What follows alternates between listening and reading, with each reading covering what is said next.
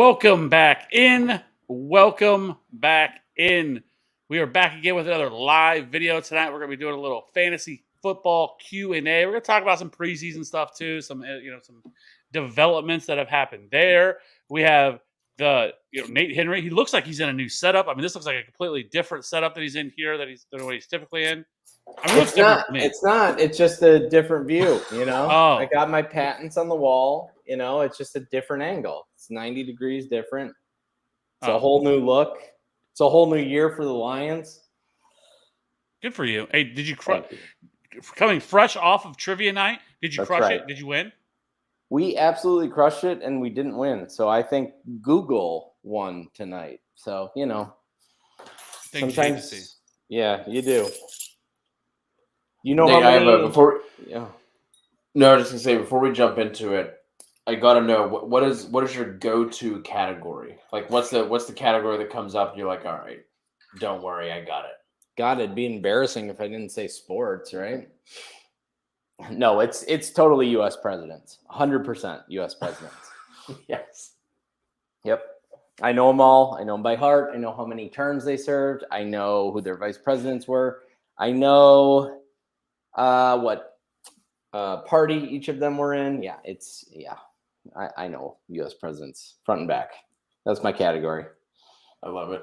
Yep. I knew it was gonna be a good one. Sadly, patent law isn't a very common trivia question.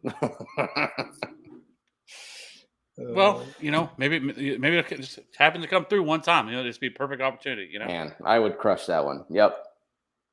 Look at this. Questions already coming in. Hey, we're big time now. I know. That's what we do. We just come in and we just So, anyways, let's get into it. That's what we're here for. Questions. This is like a little run, a little pre-run before the season starts. Whenever start sit questions every Wednesday night. So let's get into it. We got the drafts are hot and heavy. Actually, this Saturday or Sunday, I think, is National Draft Day of the year. And then we also have next weekend.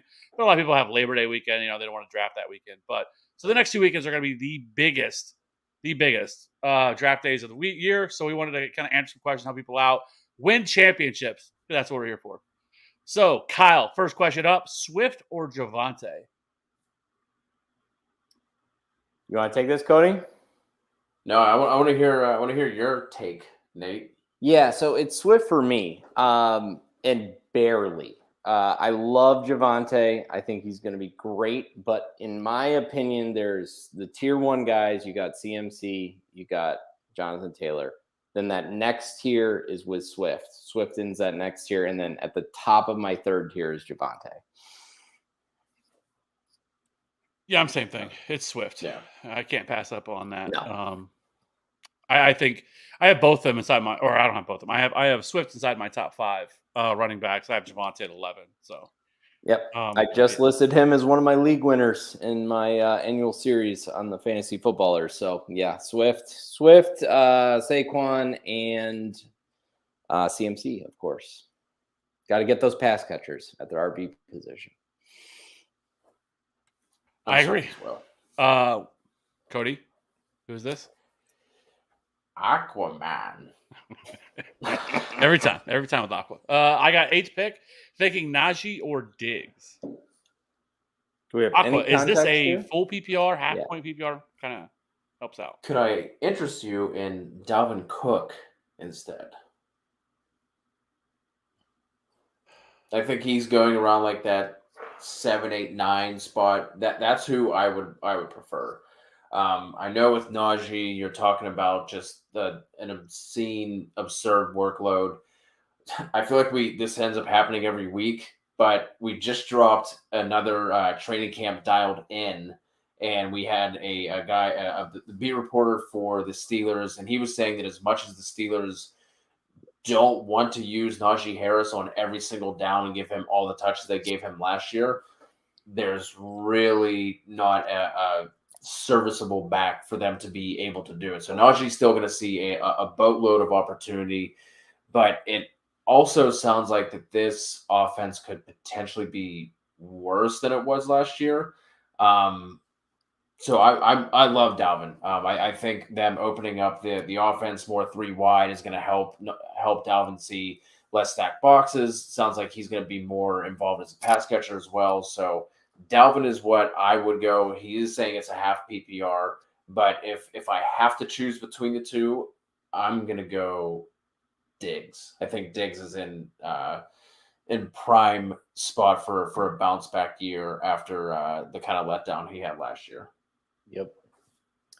A lot of those peripheral numbers for Diggs, like the targets per route run and et cetera, were about on his average for when he's been on the Bills.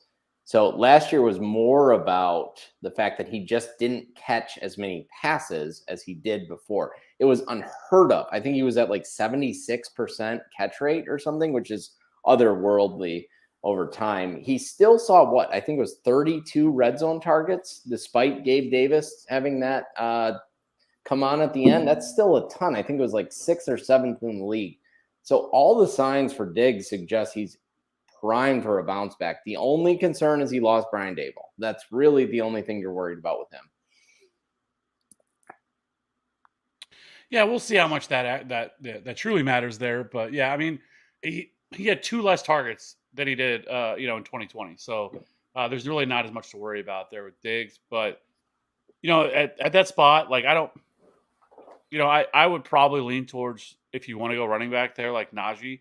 It's possible. I mean, depending on your draft, that maybe a guy like Justin Jefferson could fall there.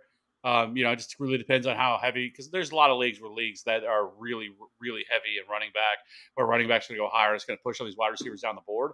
So if somebody like Justin Jefferson is there, it's a no brainer for me that I would go Justin Jefferson. But overall, just between those two, I would still probably lean Najee, just because it's really hard to find a running back with his type of touch opportunity, right?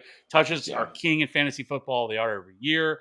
And so it's just truly hard to find somebody that with that. I mean, that's going to get 85, 86, maybe 90% of the opportunities in a backfield.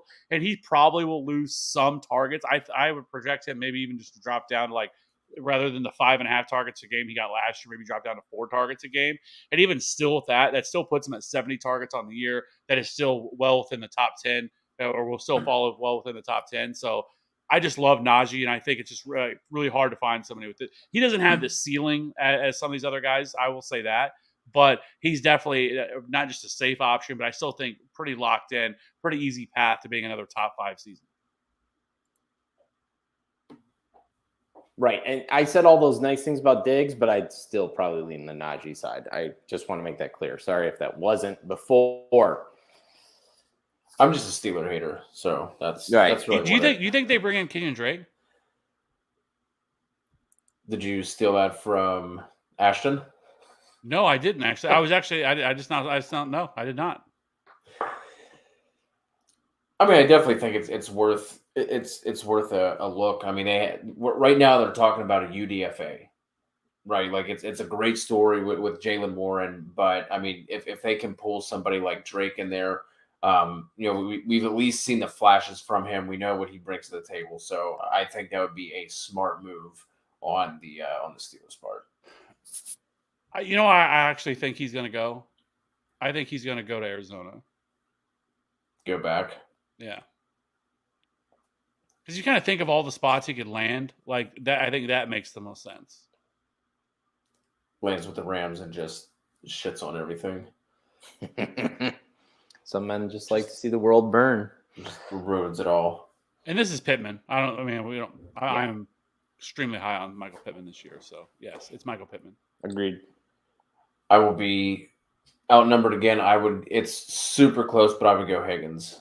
I just think he could potentially see similar target numbers. I think the Bengals end up passing a little bit more. The Colts have such a cake matchup, schedule this year. I think top 5, one of the easiest schedules. So I think we just see more passing coming from the Bengals. Obviously, Chase on the other side to draw away a lot of that attention. Pittman's not going to have that sort of luxury. Not that they're super close. I think they're back to back in my rankings, I want to say. So super close. I would just lean Higgins by a smidge. Great choices either way. Ashton, we use Fantasy Pros. They have some a widget kind of thing you can go in and just move them around. Yeah, they have an expert platform that you have to sign up for and get accepted into, and then you can create all your rankings through that. Super easy because it's all there and you just move them around. So yeah. Penny or Singletary? Oh, I'm gonna go Rashad Penny, and I don't know if it's as close. I don't think it's that close for me anymore. Because the hard part is I hate this offense that Seattle has. Like I don't really want a lot of the offense because I just think the offense is going to be dreadful. But I think he's going to get all the opportunity in his backfield. You already have Kenneth Walker who's dealing with the hernia surgery or whatever that he already had. They're hoping he'll be ready by week 1.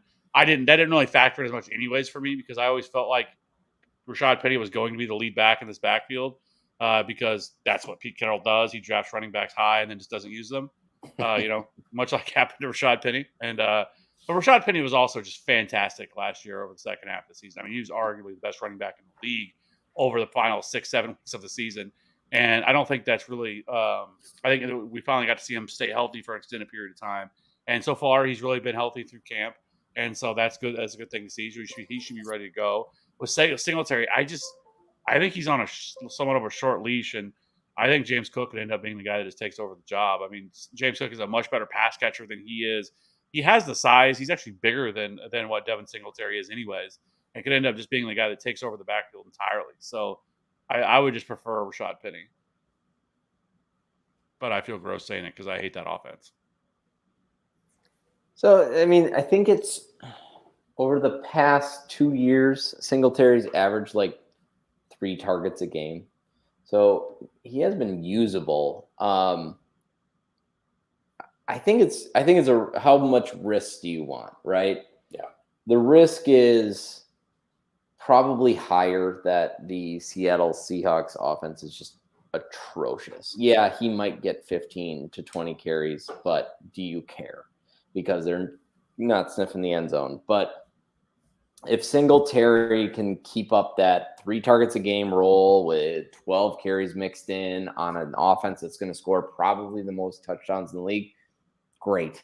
I think that's awesome. But there is some risk built into him because of what you said. They drafted James Cook. All these camp reports are saying that Zach Moss has earned his role back. He's now the goal line guy. I mean, that's not particularly palatable. I don't think either guy is really that terrible in terms of draft costs at the moment. They're both sort of being pushed down for different reasons, although Penny's perhaps going up a bit ever since this Ken Walker news came in. So, yeah, I guess I would lean Singletary just because of the offense, but man, it's close because I really like targeting Penny after what I saw last year. I think they're going to run so damn much. It's going to be awful. You're not going to want to watch it on television, but you might like watching the numbers accumulate in your fantasy team.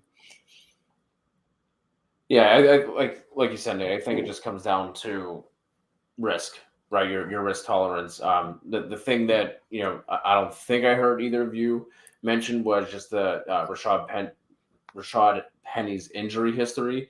That's where that risk comes in to me. I know we don't try and predict injuries and when they're going to happen, injury prone, kind of a myth type of thing. But the dude hasn't played a full slate of games since the end of the league, right? So that's where that comes in. And then you add on top of it just the absolute doo-doo butter of an offense. Singletary is definitely the safer option, but he doesn't have the ceiling, right? Like we saw what Penny's ceiling is. If he can be the guy, that's who you go with. I guess for me, it would also depend on, am I drafting Penny as my RB1, or are we talking like my my RB4 type of thing? So I think the way that you draft also plays a little bit into it. But if you're swinging upside, it's absolutely Penny. If you kind of just need a safe flex option on some weeks, I think you can roll with Singletary. They're both nice anti-fragile picks, right? So if you're going the hero zero running back method, those are guys I like to get as sort of that 2-3 range, assuming I've got my pass catchers all lined up in my flex. So anyway, moving on. Payne. Would you trade Nick Chubb for Pittman and ETN in a PPR? Yes. Absolutely. Nick Chubb for Pittman and ETN. You're getting Pittman and ETN? Yes, easy. Especially in a PPR. Nick Chubb just does not catch passes at all. At all. I don't care if they trade Kareem Hunt, which is looking less and less likely by the day. It's not going to be him. Yeah. CB, wonder if I should grab Tony Pollard or Damian Pierce a little later. Oh my gosh. I am dying to hear Kev's Damian Pierce take. I haven't heard it yet. What do we got? I would say why not both? Because one's going significant. Tony Pollard's going like 8th round, and then I think Damian Pierce going in, I think, the 11th. So you could definitely take both of them. They're not really going all that close to each other, but like I don't mind Damian Pierce, but again, it's kind of the same situation as you were talking about with Seattle. But I do think that this Texans offense is probably going to be better than what Seattle's is, which is crazy to think because I just have a little more faith in Davis Mills, which could be a mistake. But not that I think it's going to be like significantly better. Davis Mills, you love him. But I will say that the Texans' offensive line, I think, is a little underrated. I think it's a little. I think they can be not necessarily, again, a great offensive line, but I think they can end up coming in and being probably more, that 17 to 22 range, somewhere right around there. And so overall, like, you're not worried about Marlon Mack. We're not worried about Rex Burkhead taking any touches away from Damian Pierce. He's clearly won the job. I mean, they sat him last in the week 2 preseason, which is almost unheard of for a pick that was for a player that went as late as he did, for already be sitting with the starters. And so it's his job. Like, I think that's the difference is Damian Pierce is going to be the starter versus Tony Pollard, who's going to be playing the backup role to Ezekiel Elliott. I still think Tony Pollard comes in and probably gets 11 to 13 touches per game, more involved in the passing game. He's definitely going to be a very viable flex option. And we know to the moon if Ezekiel Elliott goes down with injury, which wouldn't be shocking for a 27-year-old who's been absolutely just ridden hard and put back wet in his career over time. And so would have the golden ticket of being a top 10 running back if something were to happen to Ezekiel Elliott. So, but overall, I mean, Damian Pierce on a week-to-week basis probably has a little bit higher ceiling because he's going to be the starter. But I say, why not both? Yeah, I don't necessarily disagree. And if Pierce stays about what we think he should stay at, sure. But I saw him go in the 7th round, late 6th, in an underdog draft recently. Absolutely. That's insane. We're out on that. We're out. We're out. That's insane. It's a no for me, dog. Marlon Mack is going to get carries. Rex Burkhead is going to get a lot of passes thrown his way. This is not a 3-down back in Damian Pierce. Don't get it wrong. He is not the athletic profile you want. He's a 4th-round draft pick. He's not some amazing unicorn in that. He's a guy who apparently is the best of the bunch, but he's still in the bunch. You know what I'm saying, guys? For sure. And like I said, I mean, it's one thing if you can get him later in your draft, you get him 10, 11th round, whatever, fine. But I am out all the way on a 6th round Damian Pierce, or even like a 7th or 8th round Damian Pierce. I'm still out probably on that. Yep. Once you get to like 9th, 10th, I feel a little bit comfortable with it. Sure. Whatever. You want to take a shot on him, fine. Right. But I'm not going that high on Damian Pierce. It's all about risk tolerance. Totally. It's just getting crazy. It's George Pickens levels at this point. It's Romeo Dobbs. Yeah, I'm in 2 guillotine leagues. One is 17 teams, one's 18. I can't remember which one it was, but Damian Pierce went in the fourth round of this. I think it was, I can't remember exactly where it was, where it's, we're talking 17, 18 teams. So it's, a little bit it's not the 4th round. Right. It still probably puts him right on par with the, 7th, 6th, 7th round underdog draft. And I can't, like, what are we doing? Like, this isn't like, This isn't the Bills' offense. It's not KC's offense. You know what I mean? So Not Arian Foster. that's wild. Thoughts on Trey Lance? Kevin and I are. It's been a while. Haven't been speaking this much recently. Kevin and I are big fans. Nate, I'm curious to hear your take on Lance. Okay, so it's Trey Lance. We're not okay. Fine. I thought might be Lance Bass. A very underrated NSYNC member. Just there's trivia night. Folksy. It was cute. It was clever. Turned out gay. Whatever. That's fine. But Trey Lance, sure, we can talk about him. So Trey Lance is exactly the prototypical league-winning running back you'd love to see, or quarterback you'd love to see, right? Got that rushing floor, beautiful. Probably going to score something like 7 or 8 touchdowns on the ground. Got a lot of design plays. The thing is, what we need to see out of a rushing quarterback to get him to that exceptional level is a pretty good, not great, not Aaron Rodgers, not Patrick Mahomes, but above average passing year, right? We're talking about the Lamar Jackson year. We're talking about these last 2 years from Josh Allen, where not only are they rushing quite a bit, they're giving you that beautiful rushing floor, which is just it's like a cheat code, right? I think that was Rich Rebar who came up with that fantasy cheat code Konami moniker. Code. What? Konami code. Thank you. Exactly. But we still need that exception, that above average passing, which I'm not sure he's there yet. So, for example, Jalen Hurts, right? Incredible year last year. I think he had what? Double-digit rushing touchdowns for the team last year, but he had almost nothing. I think he had 10. Yeah, 10. So he had almost nothing in terms of passing. I think it was 15 total. 16 total. Thank you, Cody. You're back checking me, and I love it. And he scored about 320 total fantasy points. But we're looking for that 380 to actually get to the league-winning status. So if Jalen Hurts adds on, instead of just 2,800 yards and 16 passing touchdowns, he has something closer to 4,025 and adds that to his rushing floor. Now we're talking about a league winner.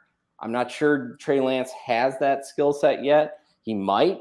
I'm just betting on the odds that in his first year, he's not Patrick Mahomes in terms of passing. And I think maybe he's a year off from that league-winning status. Don't get me wrong. I think he will beat his ADP because of the rushing. I love getting him where he's at. What is he, like QB 16, 17 or something right now? That's wonderful. Get him there, but I don't think he's your league winner yet. I would go Jalen Hurts over him because of where he's being drafted in like the 6th, 7th round. That's where I would lean in terms of the rushing quarterbacks. But still like him a lot. I think he's going to be his ADP. Trey Lance is currently going QB 13. Oh, wow. Or 100th overall. There you go. Still good with that. Yeah, exactly. Me too. I think it's a great value pick. I just don't think he's going to win you a league. I would go Jalen Hurts instead. So the only thing I would say the difference between him and Jalen Hurts will be is that he's in a much better offense in terms of just a much better with the pass catchers, obviously with Kittle, with Ayuk, with Debo. Scheme. You have where they didn't have that, and he didn't have that in Philly. It was Goddard and rookie, Devonta Right. Smith, right? And Fair. so I think this offense could actually be better, be more efficient with Trey Lance, and we just really have to see what he can be as a passer. I mean, because that's kind of the ultimate unknown, right? Because even at in college, he didn't throw the ball a ton either. He didn't play a whole hell of a lot of games. So there's a lot there in terms of that part of it that we just don't know. But if you're looking for a quarterback outside of the top 12, that is probably going to be locked in he would have to get hurt in my eyes for him not to finish as a top 12 quarterback this Completely year agree. because of his rushing upside. Yep. Totally agree. Yeah. If you miss out on Hurts, you miss out on Lamar, you miss out on Russell Wilson. Yeah. Grab Lance. It's beautiful. 13. Perfect. Thomas, good evening to you. What round would you be comfortable taking Scary Terry in a half PPR? Do you think he'll have a bounce back season? Well, he's currently going wide receiver 17, 43 overall, which to me is too high. Like, I would much rather have Mike Williams. I would rather have Cortland Sutton. I would rather have Detroit's very own Amon-Ra St. Brown. I would probably rather have Brandon Cooks. I'd probably rather have Marquise Brown, Allen Robinson. I'm showing ahead of DJ Moore and DK Metcalf. I'm using on Fantasy Pros, half point PPR. Oh, am I looking at standard? Yeah. I'm looking at full PPR. There you go. So he's going at wide receiver 17, 43 overall, just ahead of Deontay Johnson, and really just ahead of DJ Moore. It's not that far. I mean, it's a couple picks away. So for me, like there's just a lot of players that I would rather have than him. Like I love the talent. Like I love Terry McLaurin. I think he is an elite talent, but he's just always been in such bad situations. And like I don't know what to think of Carson Wentz. Like Carson Wentz was good in like spurts last year, but then he kind of fell apart too. This is a much more crowded offense than it was in Indianapolis with the addition of Jahan Dotson. With Curtis Samuel is now back. I mean, so there's a lot of different moving parts here with this offense, and so I love Terry McLaurin, but I just think he's going to be a very frustrating type player. And so just with all the other wide receivers that are coming in around him, I would take all of those wide receivers. Like he would have to fall dramatically before I felt comfortable taking him. Agreed. It's odd that, everyone's talking shit on Carson Wentz and, people don't want anything to do with that Washington offense, but like his ADP hasn't shifted like that at all. Like he's basically stayed at the same place he's been for like the past 3 years, like wide receiver 17 year in, year out. Like I think he's like the way that he kind of gets talked about. I was like, I was expecting to see his ADP lower. I was like, okay, well, I'm going to buy in. And then you go look and he's not, his ADP hasn't dropped. I would definitely have the players that, a lot of the players that Kevin was listing ahead of him. I guess to throw it around, it would also depend on how my draft looked before this. But I guess just in a vacuum, like 6th, 7th round, somewhere in there. Like if I'm going like a heavy RB build, let's say I took a tight end early, I don't know that I'd want McLaurin as my wide receiver 1. But if he's like my 3, it's fine. You think we see Sam Howell this year? No, because I think Sam Howell has looked atrocious. Like it looks like he has no business playing in the NFL. Ever. True. Just wondering. No, I think there's a better shot of seeing Taylor Heineke than seeing Carson Wentz or than seeing Sam Howell. Waddle. Speaking of McLaurin, Waddle or McLaurin? This is tough because I'm not as high on either one of them. But this year, but it would be definitely Waddle. Yep. Waddle for me as well. D-Lo. Got to keep 2 players. At least one of the keepers have to have 3 years or less experience. So Russ, Kyler, Zeke, Swift, Sanders, Foreman, Renfro, Amari, DJ Moore, Ayuk, Kittle, and ARSB. 2 players. One has to be 3 years or less in the league. Entertains. Is that Scandinavian?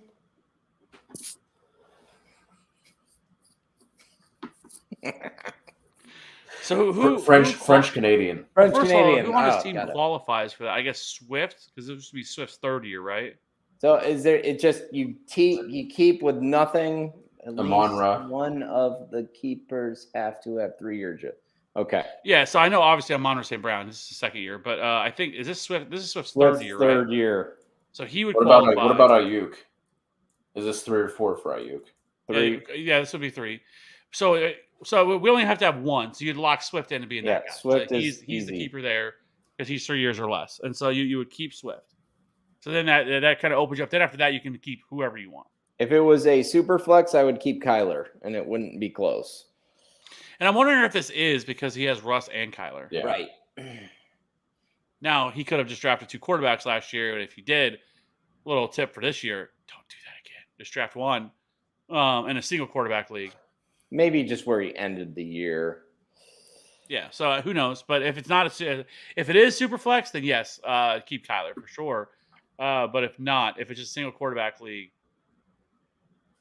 I mean, go. This I would is go. what, I would probably go Kittle. Yeah.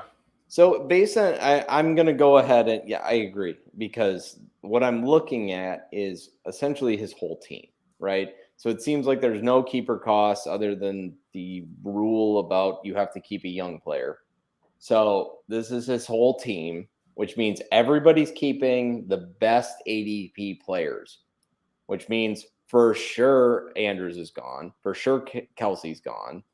And then you got the CMCs, the Taylors and whatnot. So we got to assume a 10-team league. So you basically are trying to keep the closest two players drafted at ADP in the top 2 rounds as possible. That's honestly how I'd look at that, with the exception of this 3 years. Just look at ADP, unless it's super flex. And even if it is, ADP is going to tell you Kyler's the one to keep. So there you go. Go from there. Whoever's highest after Swift. Gonna have to pull up some ADP here. Noah wants to know our favorite 6th round target. Never sure who to take if I miss out on Bateman or Schultz. Don't really like Juju, Mooney, or Cooper. Let's pull up the old fantasy pros. All right. So, Noel, I got to tell you right now, this is impossible to answer because we need to know what your team would look like after 5 picks. Now, I'm not saying you need to necessarily draft exclusively for need, but you kind of have to map your draft out, right? Like, all right, if I go this and then I go this and then I go that, what is it going to look like? You need to do that exercise yourself beyond us just telling you our favorite player in 10 picks, because you don't know that it's going to look like. So you got to go through that experience yourself. I highly recommend it. But since you made us do it, it's AJ Dillon for me. Whew. I can't see the thing here with Fantasy Pros. It's for full PPR. It's saying that Marquise Brown you can get in the 6th, and I don't believe that. I think he's going to go higher. I think he is going higher. But if Marquise Brown is there in the 6th, I like that. Like Allen Robinson. This is the thing I don't like about Fantasy Pros. Sometimes the ADP seems okay. Other times like this, when I'm seeing Allen Robinson at wide receiver 29 at pick 69, nice, 0.4 overall. Hey, that's not happening either. I mean, I would obviously take him in the 6th if he's there. Gabe Davis in the 6th, that if his ADP doesn't skyrocket into the 4th or 5th round. Dalton Schultz is the early tight end that I want because he's the one that's going late. So I do like him there. I think. Tell me why.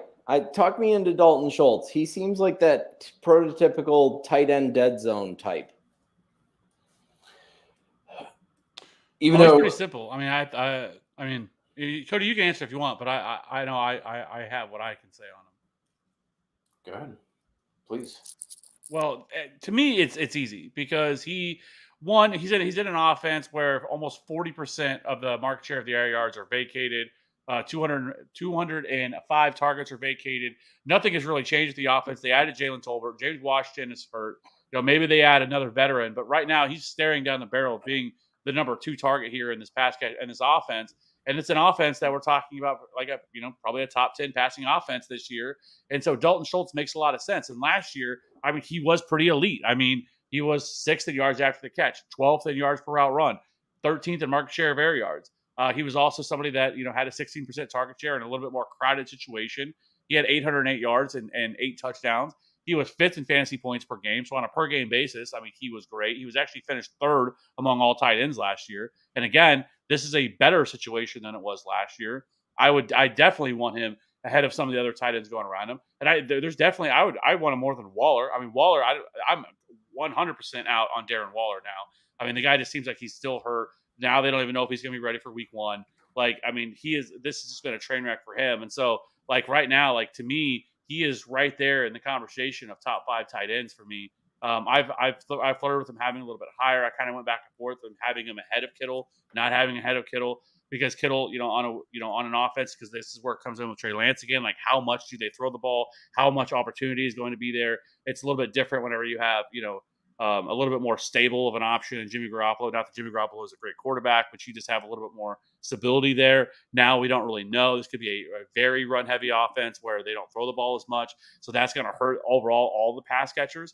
But Dalton Schultz is just locked in to seeing 100-plus targets. I don't think that's even hard for him to get to. He was there last year. And I think this year you probably see him get to 120, 125 targets. And so, like I said, over the last couple of years, he's been a very good option for fantasy managers. And like, again, this year, I don't think anything changes. And actually, he's probably in a better spot even than he was last year. Times 2. What he said. But yeah. Fair enough. My whole take on the tight end position this year is if I don't get the top 3, I'm not drafting one until the last pick, basically. And I'll take a shot on Jonnu Smith. I'll take a shot on who else do I got? Let me ask this, like, because this is a realistic thing to me. Like, I am not as high on Mark Andrews as everybody else is this year. Everybody else, right? We have to remember that the Ravens offense was so much different than what we've seen in years past. Because their defense was decimated with injuries, and they had to throw the ball more. They couldn't do the stuff that they typically do in years past. And so I feel like with Mark Andrews, I've seen people take him ahead of Travis Kelce. I think that's crazy. A mistake. That's overthinking it. And I just don't know if as much opportunity is going to be there for him to be able to have the type of opportunity and to have the type of production that he had last year. And then you have Kyle Pitts, who I love Kyle Pitts. Absolutely. I think he is one of the best. I think here probably within the next year or two, he's probably the tight end one every year. And we're just locking him in, right? But for this year, he's not a tight end. He's a wide receiver. He's a wide receiver, plays tight end. But I have some concerns with this offense this year. This offense is going to be really bad. I don't know on a week-to-week basis. Either whether it's Desmond Ridder, whether it's Marcus Mariota. Can they sustain this offense? Can they sustain 2 guys? Because it's not just Kyle Pitts anymore. You also have Drake London, who's going to be working in as well. Who's going to get opportunities? Can they sustain 2 pass catchers? Yes, this offense is probably going to be throwing a lot more. So I think there's question marks around Kyle Pitts. We already talked about George Kittle. I don't have those question marks for Dalton Schultz. Like he to me needs to be in that conversation with those other 4 guys. Like he should be in that conversation with those 2 guys, with those guys because of the opportunity that lays before him. Of the 4 guys that are going ahead of him in terms of just in terms of the pass catching or the passing offense they're in, he's in the best one. He's in the best passing offense of all 4 of those guys, and so. It doesn't make sense that he needs to be in that conversation. He's produced each of the last 2 years. This wasn't a one-hit wonder for Dalton Schultz, and so overall, I just love Dalton Schultz this year, and I think that he's definitely in that conversation. Yeah, he's a better athlete than I thought he was. I guess it's just spark score of 96. Yeah. Air yards, decent. 7th in the year in air yards last year. He doesn't scream league winner to me like Pitts does. Andrews, it was there, right? He had 900 air yards the previous 2 years. Spark scored through the roof. He was an incredible athlete. But Schultz just sort of came on because Blake Jarwin, who was the better athlete at the tight end position, tore his ACL and was never the same. So I hear you. I feel like this is the Delaney Walker type which could be really good. 10th year, he was really quite good. The first year of Marcus Mariota's career. Who can sustain a tight end, by the way.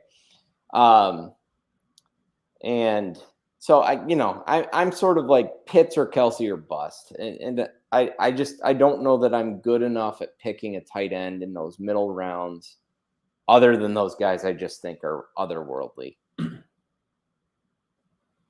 But I hear everything you said. It's a good argument. And Dallas scored the most touchdowns last year. Are they going to really drop 15 touchdowns this year? I don't think so. This is 100% Chase Edmonds. Yep. I love Chase Edmonds, especially where he's going. Like it's the ADP for him doesn't. It's hard to process because I think he's going like 92nd, 93rd overall. It doesn't make any sense. He's going to be the lead back there in that offense. He's going to be the pass catching back. So I want all. I love Chase Edmonds. I think he is the perfect, kind of later round running back to grab right there through that range. Especially if you're one of the 0 RB guys that want to go 0 RB. Or just, even a hero RB approach where you just go with one running back and you wait later. Grabbing Chase Edmonds is the move. Completely. And I think Mostert, if you're in a very, very deep league, we're talking like 18, 19 rounds, throw a dart at Mostert. He's one of the fastest running backs we ever had before all these injuries. So why not? They paid him money to come in and do it. It can't hurt you. Throw a dart at him or Ty Montgomery for New England to maybe take that James White role. Why not? Those are the types you gotta go super high upside at those late rounds. Yes. Yeah, I think Edmonds is one of the running backs that fits any build, right? 0 RB, hero RB. Even if you grab, let's say, you grab your 2 running backs in the first 4 rounds, and Edmonds is now your RB3 in round 8 or 9. Like Edmonds is like one of like the auto drafts for me. Yep. Like if he's there 8th, 9th round every single time, I'm clicking him. Totally. I grabbed him in the Fantasy Footballers Writers League. Everybody was mad I got him. Everybody. Yeah. Dak or Lance? Dak or Lance?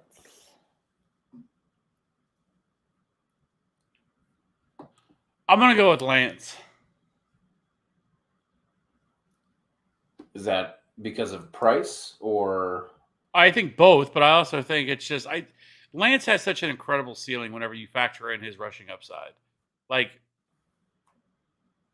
understanding that, like when a player can rush for 600-700 rushing yards, what that does for your just your weekly floor, right? Especially in leagues where you have like a 4-point touchdown leagues for passing touchdowns. That those rushing touchdowns factor in a lot because that's the 2 extra points you're getting for those rushing touchdowns per quarterback. So that matters as well. But just the Konami code factor is just why we talk about, you want Lamar Jackson or Kyler Murray or Jalen Hurts, like why those guys fly up. I mean, you look at the difference last year between Josh Allen, who was the QB1, to Tom Brady. I mean, Tom Brady beat him by a lot in passing yards, beat him by a lot in passing touchdowns. But those 700, obviously those 700 rushing yards and the rushing touchdowns, I think he outscored him by like 30 or 40 fantasy points last year or something like that. And it wasn't even close. And, but that's the difference between having that mobile quarterback who can pick that up versus the quarterback that, is just your traditional quarterback who is just, in the pocket type quarterback. Yeah. Cost, preference. I'd take Lance over Dak. Big Burrs. 10-team full PPR, pick 6. Would you keep Kupp in the 3rd or Andrews in the 7th? Kupp.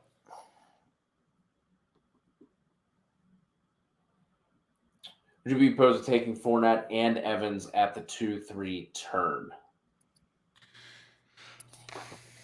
That seems high for Fournette, is it not? No, he's going about 25, so that's right around where he would be going. Right. You know who I would rather go with is Saquon. That's who I'd rather go with there. Agreed.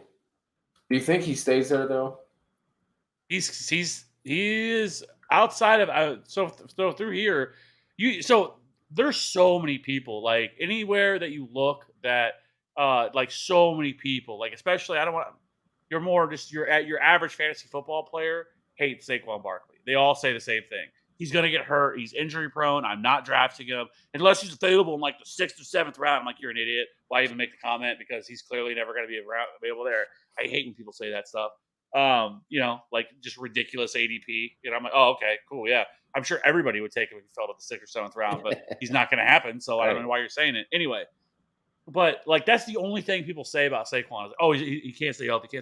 Like we haven't seen that from multiple running backs, right? Like Dalvin Cook was a perfect example of that early in his career. Very similar, tore his ACL, but Dalvin Cook has continued to kind of miss a few games all the time.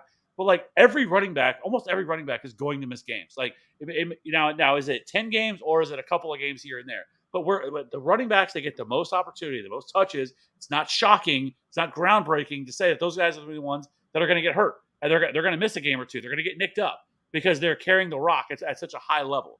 But so with Saquon, it does that. Yes, he is definitely probably still going to continue to go there because most people are so afraid of taking him because, oh my God, he's injury prone. I can't do it. And most of the fantasy community is, I have to see it to believe it before you draft somebody, right? And that's usually how it works. Yeah, you're too late then.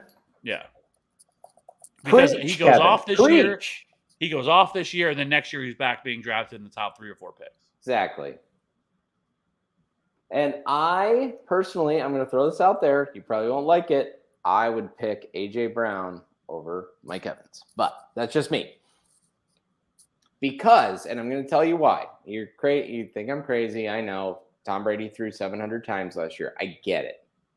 Mike Evans is very, very steady. However, I think Godwin's coming back. Godwin is incredibly good. And Julio's going to take some of that. Not a lot because he's not the same. What I think A.J. Brown is, if he hits, he's Stephon Diggs 2020. And that is a league winner. So I'm going to take that shot because I think there's a world where the Philadelphia Eagles throw it more than 600 times this year. It seems crazy to say because they basically never threw the ball last year. But in the first 6 games of the year, they threw the ball 61% of the time. In fact, there was a game where they rushed the ball 9 total times against the now Commanders. So, yeah, Nick Sirianni would really, really, really like to throw the ball a lot. You can look at everything they've done to suggest that that's the case. They drafted Devonta Smith last year. They traded a first-round draft pick to get A.J. Brown this year. And they're giving Jalen Hurts the opportunity to be a passer first. And as a fallback, if they need it, they will go back to the run-heavy approach. Let's hope it works out because it could. And if it does, you have Stephon Diggs 2020 all over again. The wide receiver changed teams that nobody believed in with the quarterback who was primarily a rushing threat, and we didn't believe he was going to be a passing threat. And, all of a sudden, he's a passing guy too. So that's what the ceiling is, and I'm going to take that over Mike Evans, who I think I've seen his ceiling, and it's nowhere near where we're drafting him to be this year.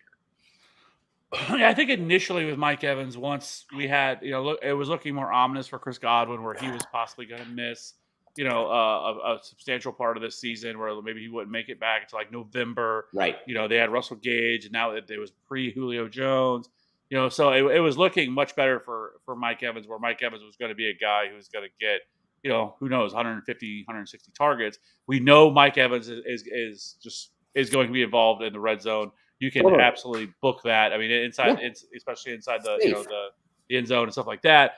He's going to get those targets, but he also doesn't have the safest he doesn't really have this mega ceiling either, right? Right. He's a very safe pick because of the touchdowns, but he's also very touchdown dependent. Yep. If Chris Godwin is back and he is healthy early, then all bets are off. And then Chris Godwin, because we have to remember, Mike Evans had an 18% target share last year. Yep. But it wasn't like the significant target share. Now they threw the ball 700 times, so 18% is still pretty good. Yep. But still, it still wasn't enough to, he still just becomes more of a compiler and more touchdown dependent. On the weeks he doesn't score a touchdown, he's probably not going to have a great week. So I do agree that taking a shot on A.J. Brown makes a lot more sense. Mm-hmm.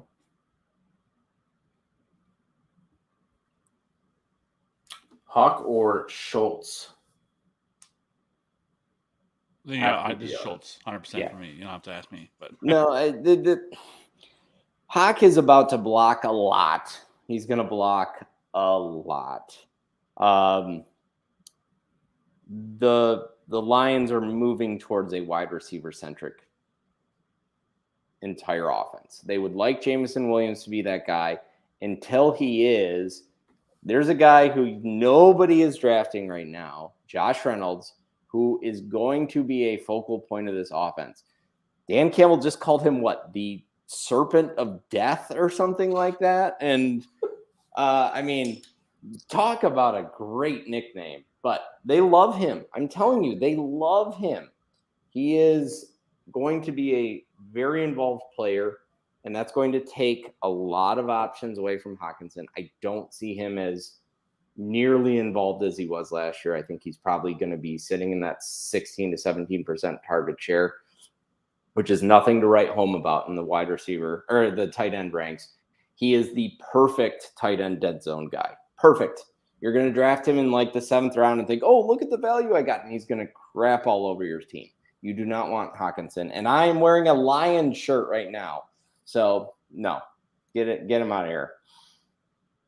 That's why I want Schultz, because then I feel like there's that next handful, Hawk, Goddard, Knox, Freiermuth. Like I don't want any of those guys. Nothing. And then if I miss out on Schultz, then I'm looking at like Komet, Irv Smith. Like those are like kind of the last two that I want.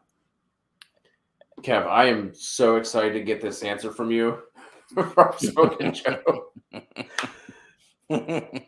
With what you just said about Andrews, not being as high on him, kind of fading him, especially where he's going. I'm pretty sure Ezekiel Elliott might have murdered a dog of yours before, like toilet papered your house. I don't know what he did to you, but you hate Ezekiel Elliott. Are you taking Zeke or Andrews? I don't. For the record, I do not hate Zeke. I know it comes off that I do, or maybe I have some like built-in bias against him. I don't. I just think that he's not any good anymore. Like I don't like, and but if he's going to get a lot of opportunity, or I shouldn't say a lot. If he's going to get a decent amount of opportunity, he's not going to see the opportunity he used to see. That made him, a top 5 running back. He's not seeing that. We can get that out of the way. We don't even have to entertain that idea, because that's not going to happen. It's hard to make this call because like without knowing what the rest of your team were to look like I don't know, like if you don't have a running back at this point, and like if he's the last guy that's on the board, I guess you would go Zeke at this point. But I would probably lean towards Mark Andrews though. Yeah, they thought you had me. People thought they got me on this one, with Ezekiel Elliott. And he is like one of the players, like no doubt that I am so excited to see how this season turns. Like, there's a handful of guys, like because some of the takes that I've had this year, like that I'm really excited to see how it turns out for them, like what way this goes. Because so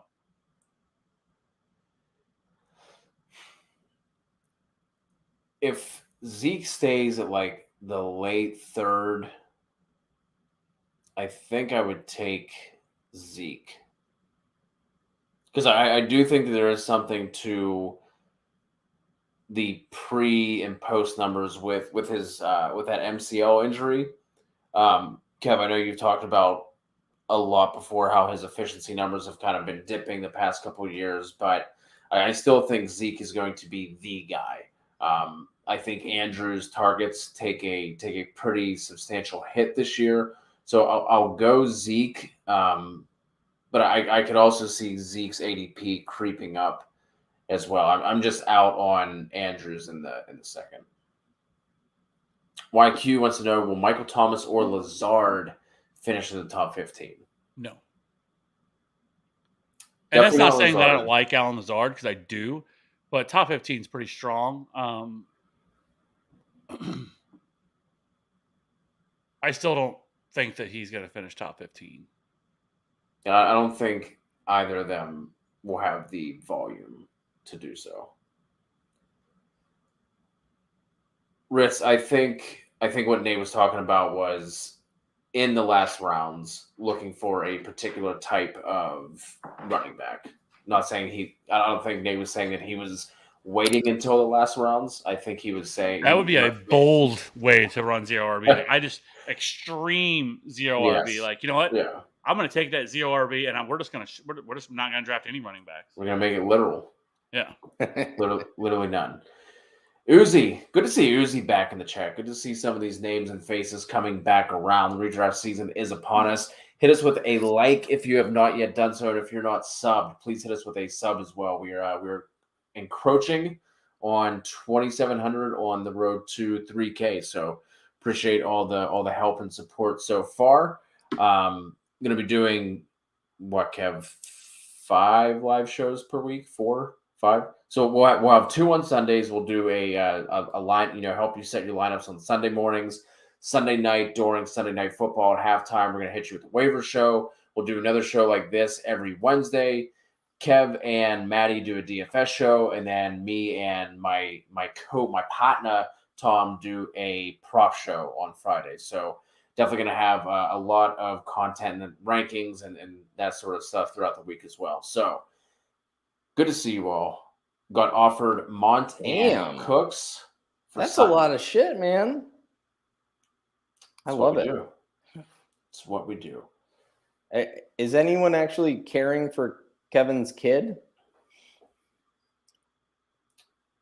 We can't say that. We can't. We cannot say that live on air. I got it. Okay, got it. Yeah, legal reasons. You get it. Oh, do I get it? Yeah. Monty and Cooks for Sutton. What side do you like here for Uzi?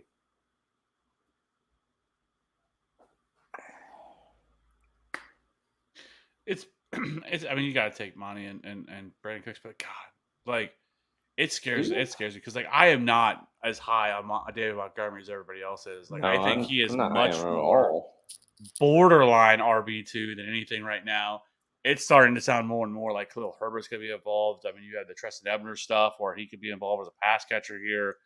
Like everybody's expecting he's going to get this 80% like opportunity share like he's typically gets in the years past. That's not happening. This could be very much where he gets like 50, 55, maybe even like 60%, and not a great offense. Makes me worried if he's not going to be the pass catcher. That makes me worried. And then Brandon Cooks, I like Brandon Cooks. Brandon Cooks is a fine like back end wide receiver 2 or high end wide receiver 3, right? Not really a ceiling guy. Not somebody that you're going to be like, super excited about, on a week-to-week basis. He's going to be fine. He's going to give you those, really solid contributions to your fantasy team, but he's not going to give you like boom weeks or anything like that. But where Cortland Sutton scares me because I could see him being a top 5, 6, 7 wide receiver this year. And this offense with Russell Wilson, Tim Patrick going down with a torn ACL is huge for him. So it's really going to be a much more consolidated target share. We have Albert O out here just playing the entire preseason games. Like, I don't even know what's going on, which doesn't make any sense, by the way, because it's not like Greg Dulcich, by the way, is just out here crushing it. And like, he's all of a sudden taking the job because Greg Dulcich is hurt. So like, I don't get it what they're doing with Albert O. I guess they've said that like he's trying to, work on his blocking and stuff like that, I guess. But like, it seems like a much better place to do that. And in practice, maybe like, I don't know, like why you're out here running this man into the fourth quarter of preseason games. But so overall, like I just think there's a real path to Cortland Sutton just absolutely going nuclear this year. Yep. And like I don't know, like the more I think about it, the more I think no, I wouldn't take that deal. Like it's just there's so many other red flags that looks like one of those deals like we're on the surface, like heck yeah, great deal for me. I'm gonna be so happy. And then you make the deal and you're like, I really regret doing it. I completely agree. David Montgomery is like headlining running back dead zone this year. Like he's the headliner and all the other guys are just opening for him. And Brandon Cooks, yeah, he's an unbelievable football player. Unbelievable. He's one of the best wide receivers in the league, but he's not on the right offense for that. Sutton, however, could be. Sutton could exactly be that Cooper Kupp story, right? Finally gets the quarterback who's actually going to unleash him. And he just goes, like you said, Kevin, nuclear, right? It's the same story. Rams get Matthew Stafford. Denver gets Russell Wilson. He could absolutely be that for that team. And that is why I'm taking the best player in this offer. And by the way, why are you trading right now? That's crazy to me. But unless it's dynasty or something, I'm taking Sutton. So I want Sutton in that deal. I want the best player in fantasy. To me, it's Sutton this year, even though I think Cooks is the best NFL player of all of them. I will take Sutton as well. Thoughts on Eli Mitchell? Always scared to draft a Niners running back. Kind of seems like a dead zone RB. He's the only running back I like around that range besides Dillon. Yeah, it's tough because I've taken him in some spots. I've been trying to do a lot of mocks, just kind of getting a feel for things and how things play out. And I've taken him before, depending on it feels like really dependent on your build and how your offense or how your team looks at that point, how your roster construction is shaking out to take him. Because there's the path where he is a late end or back end RB1, that's in the range of possibilities for him. But there's also the realm where he doesn't, and he ends up being somebody that we all really look back and regret drafting. I think he's a talented player. He continually is hurt. He's already he has a hamstring injury he's dealing with right now. And though they said that he's going to be ready for week 1, I don't buy any of the Trey Sermon stuff. That dude's terrible. He's not good. And so I'm not worried about that.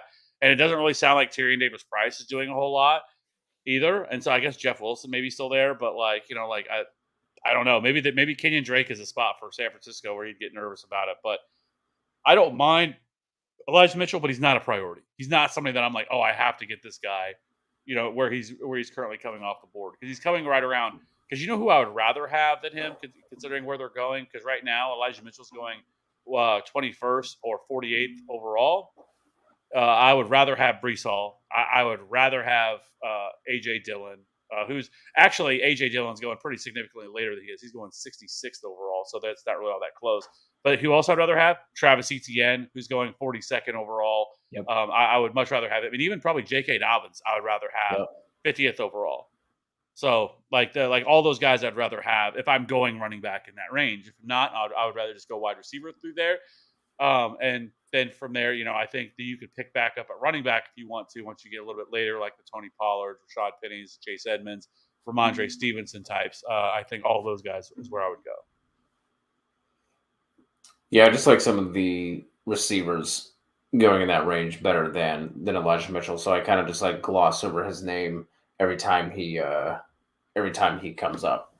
Tomb King, favorite draft strategy. What do you guys like to do most of your drafts? Do you always do the same thing?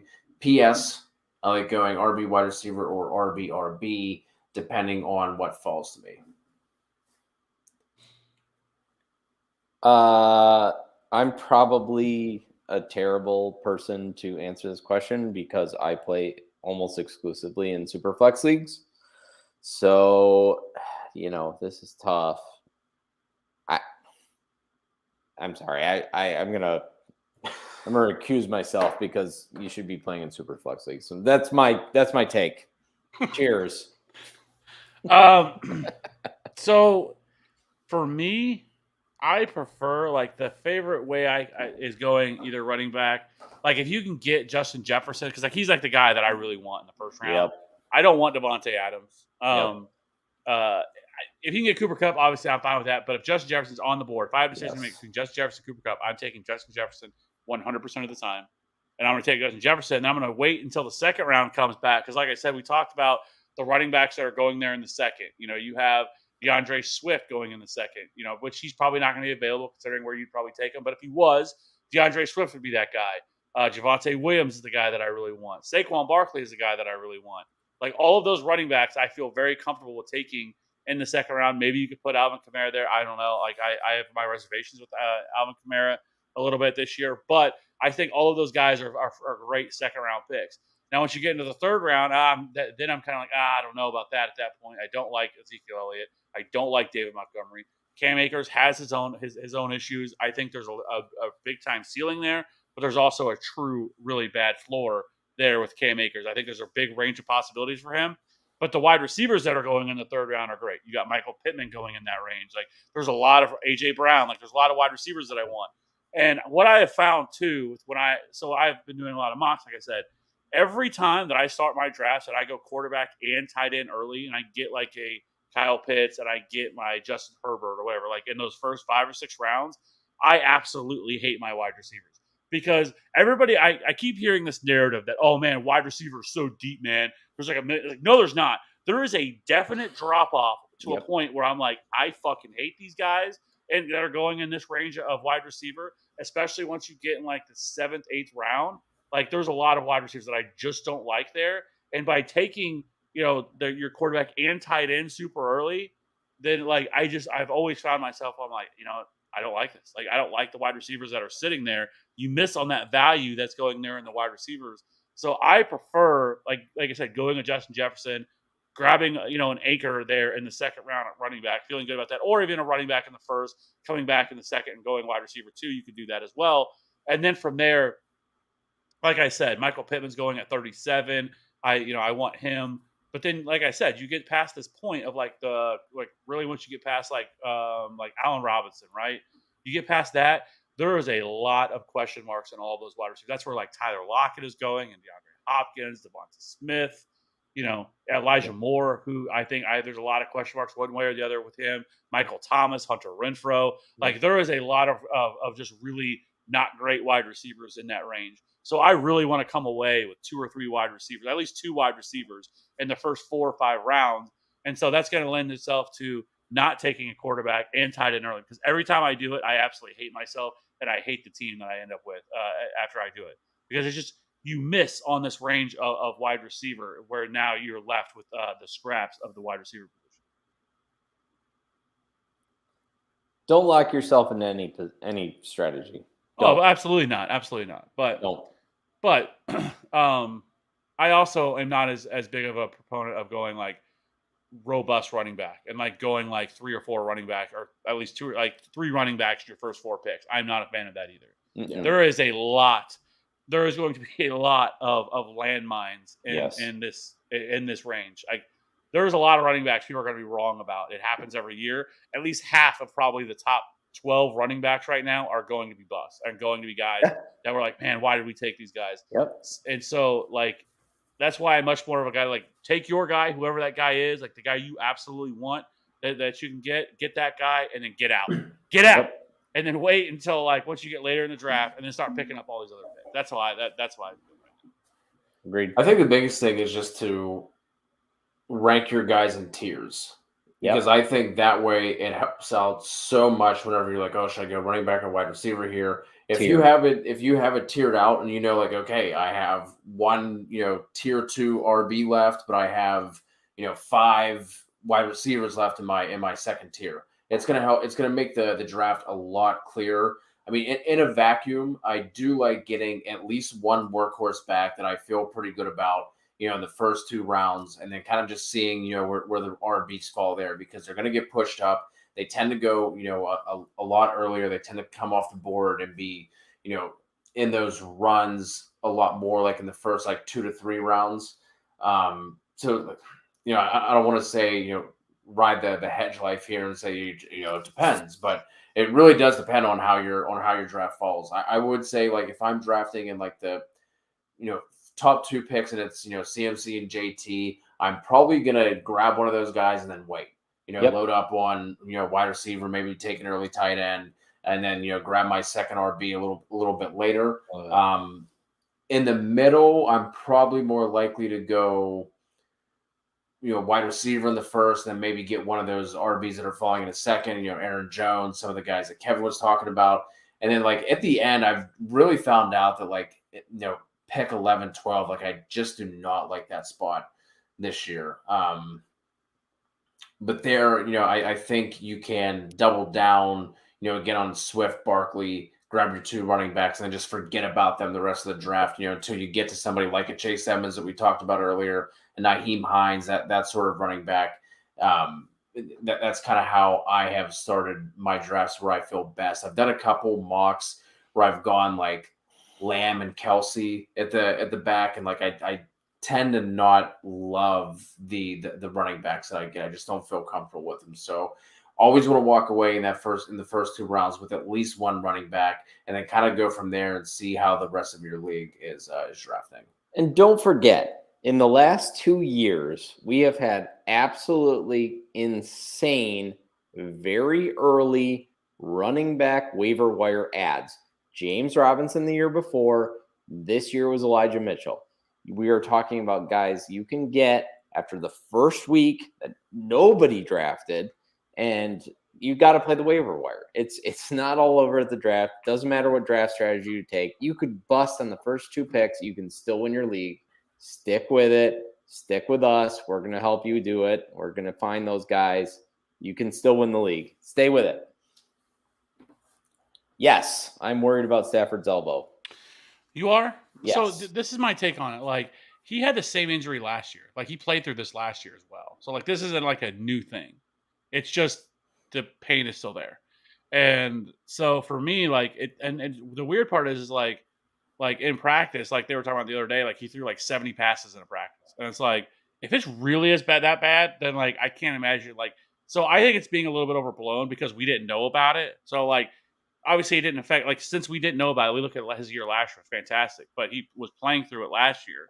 And so I'm like, well, he did that last year with the injury. And so like, I don't think now we should be worried about it. Like, just because we didn't know about it then, but now we know about it. So now it's like, oh, we got to have a lot of concern here. Like, I think it's definitely something to keep in mind with him, but it's not something that I'm like, oh, I am out on all the Rams pass catchers. I ain't drafted Cooper Kupp. I'm not drafting, Allen Robinson because of it. It's certainly something to keep in the back of your mind. You have a little concern with, but it's a very small concern. That's exactly right. That's where I'm going. I'm going to pick Trey Lance over him. That's kind of where I'm at, which I was going to probably anyway. But yeah, it's something to keep in mind. It's something to monitor. They're going to limit his throwing, I guess. But if what you're telling me, 70 passes the day before, whatever. Yeah, I'm not worried until it's time to worry. Right? Like he's a quarterback I'm not getting a ton of anyway. Like I kind of just, I'm normally taking either the last of like the early group, kind of like how I am with Dalton Schultz, or I'm waiting until Cousins, Carr, Lance, Tua. Yeah. That's typically how my drafts have gone. What is the earliest you would take a wide receiver in full PPR, and would you take Jefferson or Kupp? This is Jefferson for me, and I could be talked into like as early as 2. Okay, I could go 3. I'm not taking him over CMC or Taylor, but I'd take him over Eckler easy.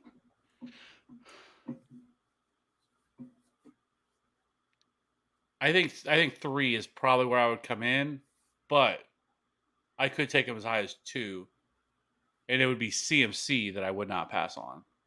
Right. I get it. Highest points per game last year. Just didn't play a lot of games. And that's the thing. He's played, 10 games over the past 2 seasons? Totally get it. But when he's played, he's been absolutely elite. And the games that he played last year, 7 games last year, I think it was. I think if you don't count the 2 games where he left really early, like the other games that he played in, he averaged like 24, almost 25 fantasy points per game. It's what he does. He's a cheat code at running back. But he has been hurt the last 2 years, and they've been wild injuries too. Like they're just random injuries. They're not like he's had like any major injury. Like he had an ACL or an Achilles or something like that. They've been sprains and stuff like that along the way. So I'm not worried about Christian McCaffrey at all. No. Burrow or Stafford? Burrow. Yeah. Ryan Cummings, I have J.K. Dobbins as an RB2. I don't love him. My wide receiver core is deep. Who do you think is a little better but won't cost a fortune? Is this Dynasty? I'm assuming this is a redraft. Yeah, I would think redraft. The wide receiver core is deep. I mean, not going to cost a fortune.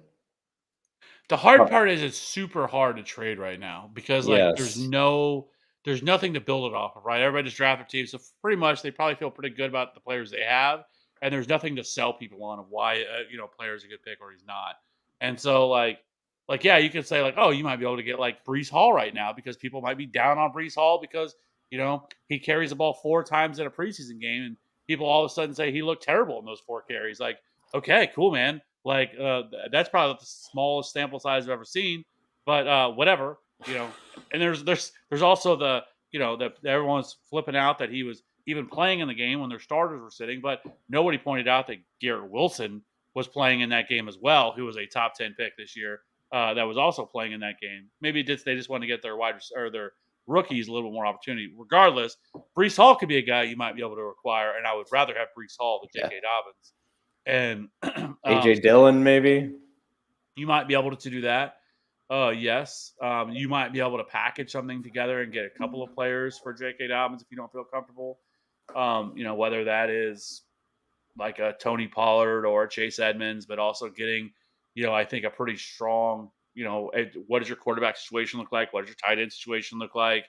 You said you're deep at wide receiver. I don't know who exactly you have, but you probably could get another wide receiver there too in that trade as well if you wanted to. Add a little bit more depth to that team, and you could do that.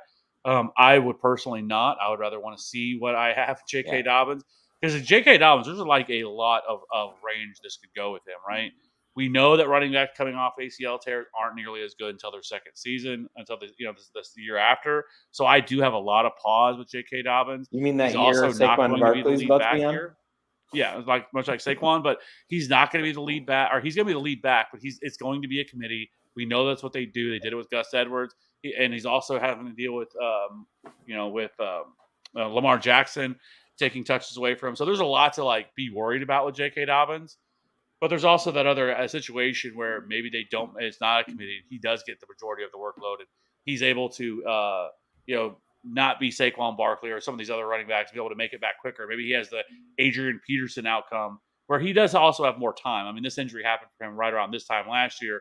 We have to remember Saquon, when he came back, it was October, and then he didn't have the surgery for another month afterwards. So he had a much shorter timetable to be able to get back and healthy, where J.K. Dobbins is now a full year removed of the surgery, and he hasn't played games yet. But that's kind of what you're looking at. But it's tough to trade right now because there's not really a whole lot to go off of. Yeah, I don't think anybody's wanting JK right now. I mean, you're right, especially with the status of him. Yes. Week 1 is still up in the air. Right. It's tough. Yeah, that's not going to be a guy you can package for right now. You'd have to give up some of that wide receiver depth, which I don't think I would do right now. You're better off just finding that week 1 waiver wire running back that always pops up, it seems. Chase Edmonds. There it is. I think if you're going super cheap, I think you can, end up trading your wide receiver 5, if you're that deep, and, get somebody like Chase Edmonds. I know we've talked about him for approximately 20 minutes of this hour and a half stream, but, I think if you're looking for a super cheap RB2, I think Edmonds is your guy. Hey, got TX back in the building. Pick 9, 12-team league. Been getting chased my first pick in mocks. Would you guys take Kelsey if he's there on the second, or grab a stud RB in a half PPR? It's going really well, TX 416, to answer your question, which I'm assuming is the only question, so we'll move on to the next one. Okay. 9th and 12. God, you got to be thrilled with Chase there. I love Chase. I think I want to grab a running back there if I can. Because it falls off pretty quickly once you get past them. Yeah. Now it's possible maybe in the third you get, maybe you could get a Leonard Fournette, but I don't think so because he's going early third, and you're not going to be picking it early third once your next pick comes around in the third round. You're going to be picking at the back half of the third round. And so from there, I mean, again, you're really, your options are a little bit more limited. Maybe Cam Akers is sitting there, but that would be like your RB1. That's a little nerve-wracking. Of course, Travis Etienne you could go with, or Breece Hall you could go with. But again, I don't really know if I'd really want those guys as RB1s, where I feel like I would rather just take a shot on, you got Jamar Chase and then go, like we said, you want to go Saquon, you want to go Javonte, you want to go with any of those guys. Yep. That's probably what I would do. You get that one guy, you feel good about it. All right, cool. Let's kick that can down the road of running back, and let's keep it moving, drafting your other position. Thoughts on Bateman this year? I mean, I think he's a good actor. You haven't seen him in as many movies lately, but I mean, Arrested Development, top 5 sitcom of all time. Yeah. So good. Oh, Rashad. Oh, okay. I mean, you're talking about an offense that's not going to probably throw a lot, right? I think the most likely outcome is a lot fewer passing attempts this year. They were 10th in the league, like 9th or 10th in the league in total passes last year, which was shocking, right? The reason a lot of us weren't projecting Hollywood or even Mark Andrews very high was because we all thought probably bottom 5 in pass attempts. So yeah, Mark Andrews might lead the league or might lead his team in targets, but it might only be like 90, which was pretty much what it was before. Instead, it was something like 150, which was crazy because they had 150, 180 more passing attempts than anyone projected. So I think that comes down. I don't think he's just the guy because you've got Andrews still demanding a lot. You've got all this camp talk about Isaiah Likely, who's going to be involved. They always have involved 2 tight ends, so apparently he's the most likely. But anyway, thank you. I am here all night. And so, yeah, I mean, I think he's good. I think he would be a top 36 wide receiver this year, but that's about it, right? I mean, top 32. Well, I think for me, when it comes down to it, is like where he's going right now because he's still going at 39, wide receiver 39 or 92nd overall, or somewhere in that range, in that late wide receiver 30s. Right, I'd project him for higher. And I think he does have some sort of path to being a wide receiver 2, maybe back end wide receiver 2. I mean, we've kind of seen Hollywood Brown be able to do that, and it's not like Hollywood Brown was utilized heavily as a deep threat. No. And I think actually Rashad Bateman's a better fit for Lamar Jackson in terms of kind of what he looks to do, and so I think Rashad Bateman is a pretty solid, value at cost, but there's also some other wide receivers right around him that maybe I would prefer a little bit more. I think really it would be Brandon Ayuk. I think Brandon Ayuk is being heavily discounted this year, very much similar to the Deebo Samuel of last year, because it was a very similar situation. And but Brandon Ayuk over the last half, like from weeks 9 on, he was a wide receiver 15. He averaged almost 14 fantasy points per game over that span. He actually out-targeted Deebo during that span, too. From the second half of the season, 61 targets to only 49 for Deebo Samuel over that span. And so, I like Brandon Ayuk a lot. And I think he is a very good post-hype sleeper who I think people are going to regret not taking a shot on. Yep. Does seem he's out of the doghouse. Yeah. Shanahan is the answer to who let the dogs out. Hey. Traded Eckler and Amon-Ra. Eckler and Amon-Ra for Mixon and Devontae. Thoughts here for the Fantasy Gurus podcast. Sorry, I traded. He was mixing trades. He put a different trade in the chat earlier, but I see. Yeah. All right. Well, I thought he was sorry he did that and coming here to repent for his sins. Yeah, I wasn't going to forgive him. I traded Eckler and Amon-Ra for Mixon and Devontae. I think you won the trade, probably. Yeah. I'll take Mixon and Devontae side there. Yeah. Safer. Kev. Good God. Zeke or Monty. This is just triggering. I know this was put here. They are back-to-back in ADP. This is not a real question. Move on. We have officially found Robbie's burner. This is Robbie's burner. He's like, let me find the one where he has to go Zeke here. Mm-hmm. I have to go Zeke here. It's not Dave Montgomery for me. It's Zeke. And we finally found it. We found the situation where I would go Zeke. And yes, I would go Zeke in this situation. Hey, remember that time, Kevin, where you were forced to choose between 2 players only in a draft? Me either, because it will never happen. So neither. Yes, I would agree. 100%. Who's your pet cat?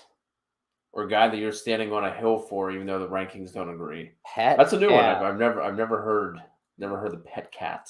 Thank you for not stealing the Fantasy Footballers IP with my guy, or flag planting with who's the old ESPN guy who went on his own. Anyway, whatever. Love hate. No, not him. The I know who you're blonde trying guy. to. I know you're trying to get at, but I can't. Yeah, Yeah. whatever. I'll go Allen Robinson. I mean, I don't know. Just because of how much higher I have him in my ranking, it's not like, I mean, there definitely are some detractors who are looking at what he did last year and thinking that that's who he is. Very wrong for doing that. But I'll go. I guess I don't have last year it was Eckler. Eckler was the guy that I was pounding the table for. I don't have a guy that I feel that strongly about this year. But I'll go Allen Robinson. Just because of where I have him compared to where he is. There you go. Go ahead, Kev. I gotta pull mine up. Not that I don't know it. I just want to recite what I said.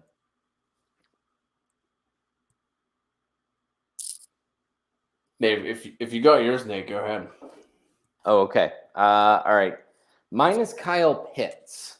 You can find this on the My Guys picks for the Fantasy Footballers writing staff. But look, this is a cheat code at the tight end position because you're not playing a tight end, you're playing a wide receiver. Look, here's an example. All right. I've done a league winning series 2 years in a row, and my league winners at wide receiver generally exceed 280 fantasy points. My league winners for the tight end position generally exceed 200 fantasy points. So we're talking about an 80-point difference in positional rankings. So he is a wide receiver who is going to probably inherit just by being lined out wide and all over the formation and not in line like a typical tight end. He's going to probably just get 30 points by that in a typical PPR league. But I'll do you one better. I don't just think Kyle Pitts is going to be somebody who exceeds 200 fantasy points or 220 fantasy points or even 240 fantasy points like Mark Andrews last year.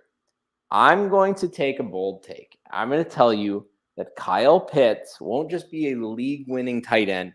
He would be a league-winning wide receiver. That's right. I am projecting him for more than 280 fantasy points this year. I think he will get 8 or 9 touchdowns. I think he's going to get something like 1,450, 1,500 passing yards, and I think he's going to catch over 100 passes. So, yeah, give me all the Kyle Pitts I can get.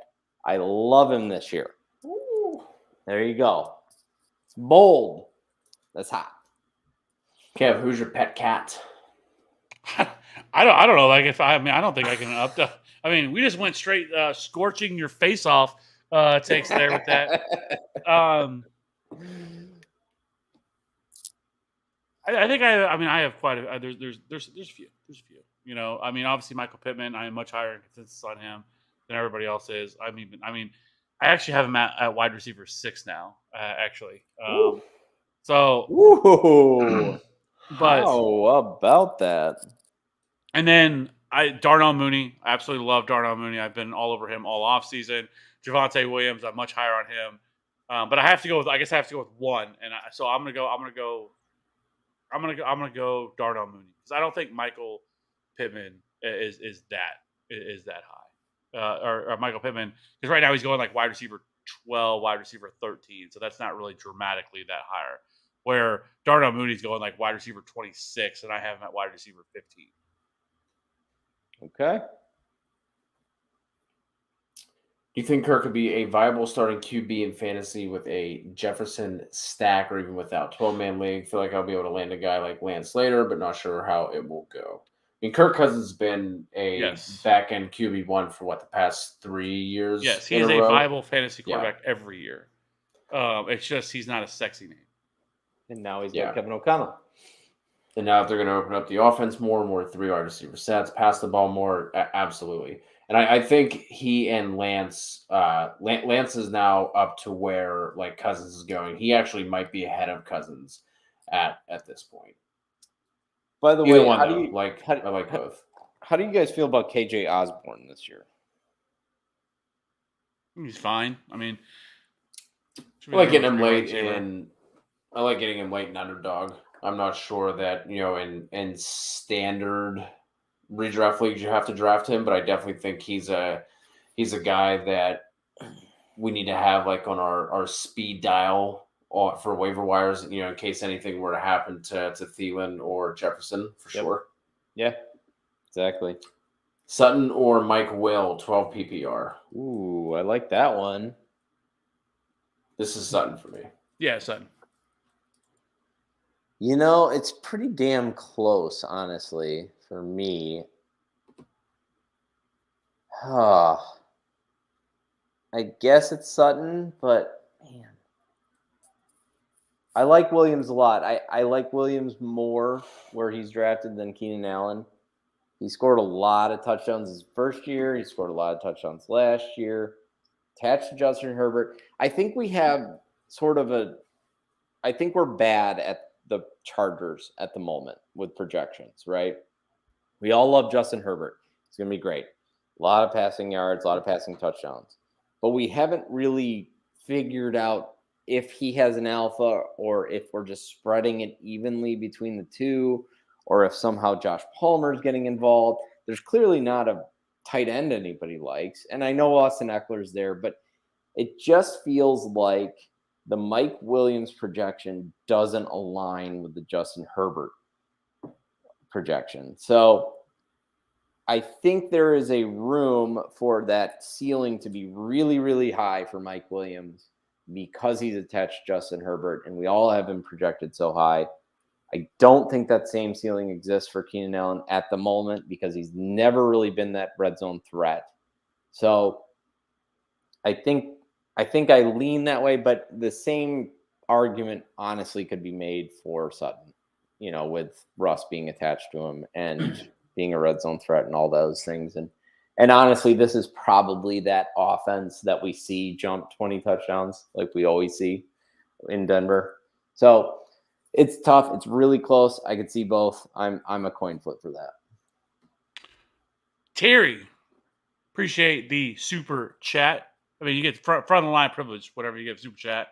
It's like the skip the pass at amusement parks. Yes, this is like Disney. We're Disney here. Just skip right in front of everybody. You can wave everybody by, like while they're waiting in line, and you just walk right by them. Trade Jacobs for St. Brown and Patterson. Yes. PPR. Yes. Easy. Yeah. Even without Patterson, if that was just for Monroe straight up. Yeah. Yeah. I'm not nearly as high on Josh Jacobs either. Like no. Again, another very just another dead zone running back to me. I know people are going to overvalue the Kenny and Drake thing and think that that's somehow great for Josh Jacobs. I don't think that it is. Amir Abdullah is taking that. Amir Abdullah. Yeah. Taking that role over. I know we found Robbie's burner earlier, and I think we have found Nate's burner, the Booty Warrior. I wish more people played and posted about Superflex. I didn't even have to give $2. This is still one of the best, top names we've seen on here. Yeah. I absolutely love the Booty Warrior. Is fantastic. I mean, and this is just like the perfect man of the law burner name, right? Just something like you would not expect coming from an attorney, coming from a lawyer. Right. The Booty Warrior. This is 100% Nate's burner. Right. Can I steal your name as a trivia team name, by the way? Can you patent that? No, but I could trademark it. Yes, there we go. Porter, you know the answer to this one, Porter. Porter, I mean, you have in your Avi, Porter. In your Avi, you have it is 1,000%. He had a backup because he knew it wasn't serious. All right. Kittle or Alvarez? Come on. Kittle. Davis or Pollard? No, Tony Polo. He's a different man. He founded America, I think, right? Or no, Marco. The app Flex. I'm assuming that's Yeah, Pollard at the flex or Gabe Davis. So is this? I guess is start Oh, sit. there we go. English. Are we getting this start time. sit questions here? I mean, Let's go. Come on. Let's go. So we Come got on. Bills. We got Bills Rams opening it up, There we go. and then the Cowboys Bucks, the Sunday night game. Woo! Yes, I'm gonna go Gabe Davis on that one. I'm going Gabe Davis as well. But Porter, you're gonna have to come back and ask again in a couple weeks, okay? Once we can really start diving into some of this stuff. Let's make sure Pollard makes the team first. You shut your mouth. Neek, I hope I'm saying that correctly. Should I trade Josh Allen and Michael Thomas for Lamar and Camara? Yep. Easy. I hope you've already hit yes. I hope you've do already hit it. accept. You can't lose that. Yeah. Thoughts on Breece Hall from Queek? Well, we've already kind of talked about it a little bit. Like I said, I don't care about the negativity that's coming out about him about this week. I really don't care. I think this is going to be much more of probably a little bit of a slow burn for him. Start out a little slow. He's definitely going to be getting opportunities early in the year, but he is the best running back they have. They didn't trade up, into the second round to get him. First running back off the board, the most explosive running back, has athletically tests very similarly to Jonathan Taylor and Saquon Barkley, very similar athletically to both of those guys. I don't think there's really a whole lot to worry about with Breece Hall. I know people are going to try to make him a thing, but I'm old enough to remember when people were downing Jamar Chase because he had the drop season and preseason, and we know how that turned out. But Breece Hall, I'm perfectly fine with, and I hope it drops his ADP. It was starting to rise, and now it's going to drop back down, and then we just take Breece Hall and we keep it moving. So I really like Breece Hall a lot. I'm not worried about all the other stuff, but again, you don't expect right out the gate he's just going to smash. I think it's gonna be a progressive thing with it. His ADP is reflecting that you're not taking him. He's not your RB1, or you shouldn't be. I mean, he's probably a guy you're probably taking at this point as your RB2, RB3, and that's perfectly fine because he is going over to the second half of the season, can win your league versus so I'm not as worried about it.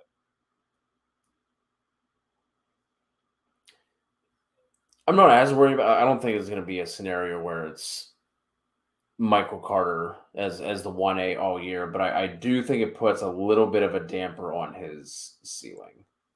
Right, but I mean, what are you asking for? It's not just the blurb that just came out that Carter's the 1 and Breece Hall's the 2.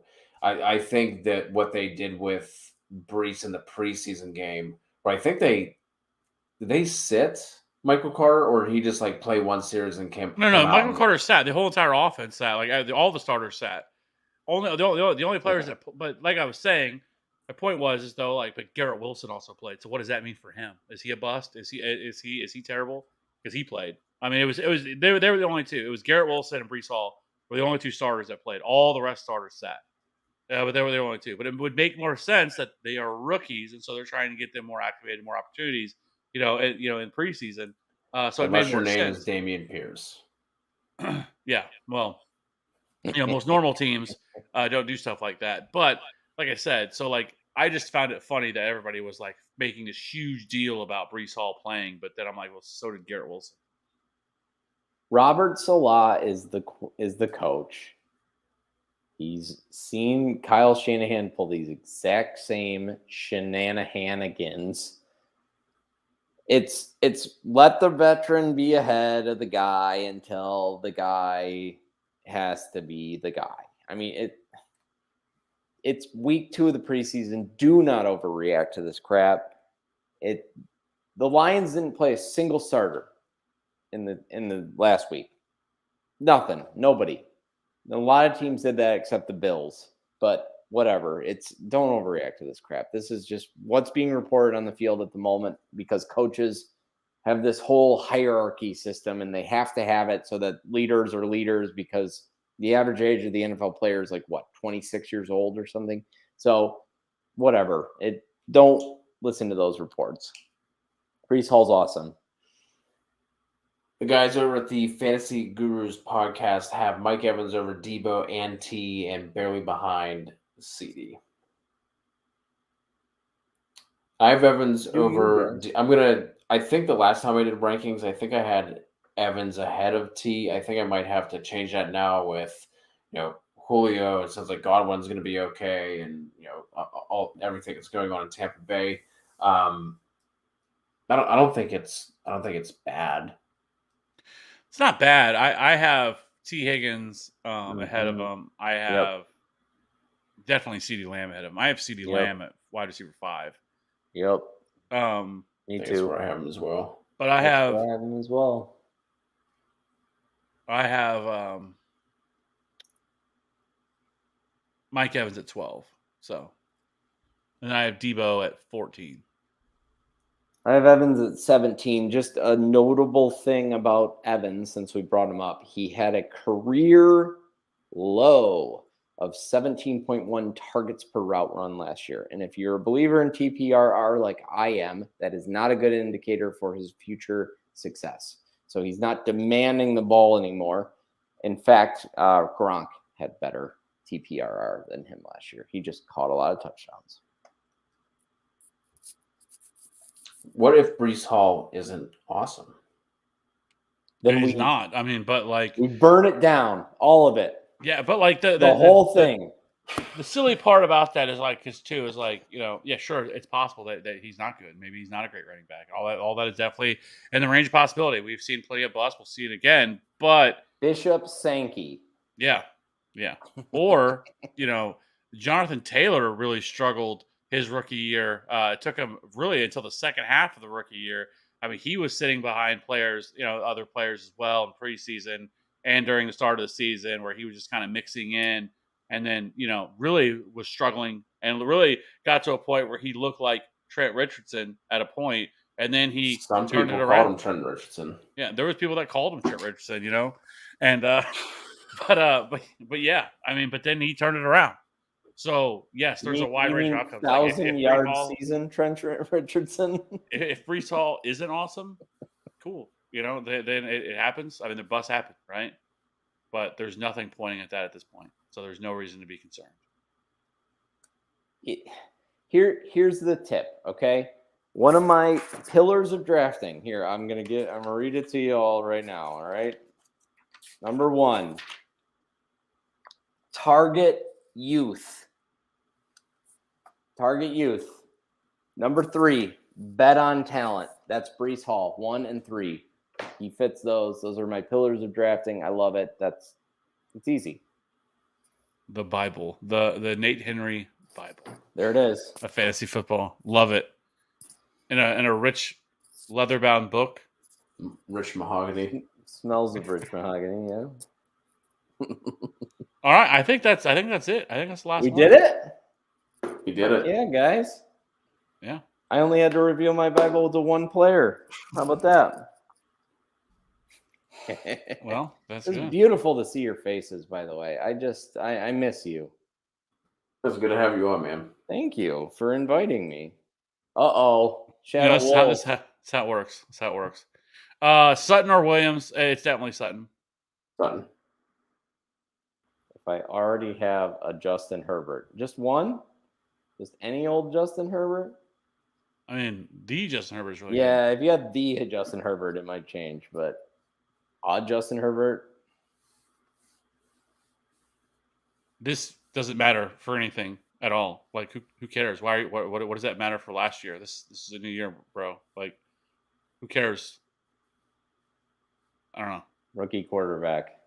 Like, if you're trying to confirm some bias that you may have against Breece Hall, I guess you could do that. But I mean, there's nothing pointing to that he is a bad prospect or a bad player. Everything else that he did in college was fantastic. He was a 3-year starter. And granted, it was Iowa State, but regardless, he's still every year. I think he had over 1,000 rushing yards. He's a home run hitter waiting to happen. It's kind of his game. Pass catcher. Yeah, great pass catcher, super athletic, great in pass protection. But can he bust? Sure, it happens. I mean, it's no player is we see it all the time. And so, but as of right now, there's been nothing to indicate that he is. Everything through preseason has been, or through training camp has been, he's looked fantastic. He's picking up the pass protection very well. There's really nothing to worry about outside of he played in a preseason game that the other starters didn't. So, and the 4 carries that apparently he didn't look very good at. So, Last year, we were all so excited about Justin Fields because he looked incredible in the preseason. He took a few games for him to start. Wasn't that good. Don't read into preseason game too much. Take it with a grain of salt. Apply it to your draft strategy slightly. And that's fine. Yeah. I think with this, like, I'm not necessarily somebody that wants to go out and target like really bad offenses, right? Like, it doesn't correlate to great fantasy production for sure, and I can see that. But I think there's also a scenario where this offense is better than people are giving it credit for. With all the additions they've made, their offensive line is very good. Yeah, very good with the additions they've made. So I don't mind that. But I get it. Taking anybody that plays for the Jets, I get that. Especially with how bad the Jets have been in years past. It's just his ADP isn't bad. It'd be different if he was going like the third round. I would totally be with you. I would probably be against drafting Breece Hall in the second or third round, something like that, just because there's better players there, better value. But he's going in like almost the fifth round, and so at that point, I'm fine with taking him there. You've probably already got your starting running back, or maybe two starting running backs by that point, and so you're taking him maybe as your either RB2, RB3. I'm totally fine with that because the ceiling is pretty high if everything works out, or maybe it doesn't. Maybe he does split time all year, and it's much more of like a Javonte situation, but in a bad offense. But even last year, that Broncos offense last year was trash, right? Like, it was terrible. And Javonte Williams still was a pretty solid week-to-week option. He was more of a flex option, which is very similar to where Breece Hall is going. Very similar ADPs at the time. So, again, I'm not one that loves to target bad offenses, but at the same time, I think his ADP is fine at where he's going. Damn, with Williams, and you guys didn't even think about it. What? Oh, he went with Williams. Okay. Mike Williams. Listen, I like Mike Williams a lot too. Like, there's definitely. I think I have Mike Williams at wide receiver 14 right now. So that I like Mike Williams a lot. It's just I like Courtland Sutton a little bit more. But you still can't go wrong with either one of them, in my opinion. I think Mike Williams has a little more volatility on a week to week basis. But I think overall, I still think you're still fine with either one. And go ahead. No, I was just going to say they're close to me. I just prefer Sutton. Like, I'm not going to be sad about having Mike Williams. Yeah, for sure. Yeah, I don't think it's necessarily wrong way either way. So preseason means nothing. Honestly, I'd rely more on joint practice, training camp. Yes, and we're seeing more and more teams do joint practice and just completely ignoring the preseason games, where it's getting to more of a point where it's really just for the guys that bottom half of the roster, correct, kind of see what you got. And all that kind of stuff. So, yeah, I would definitely agree. You're starting to see it happen more. I drafted a lot of Michael Carter last year. I wasn't happy. Yeah, I mean, so forget last year. What's the Ted Lasso quote? What's the happiest animal in the world? Goldfish. Yeah, but where did you likely draft him though? Like, I mean, I kept trying to remember what his ADP was last year. Was it crazy? I remember it was like 8th, 9th round. 8th, 9th. Like that? Yeah. Not everybody's going to win for you.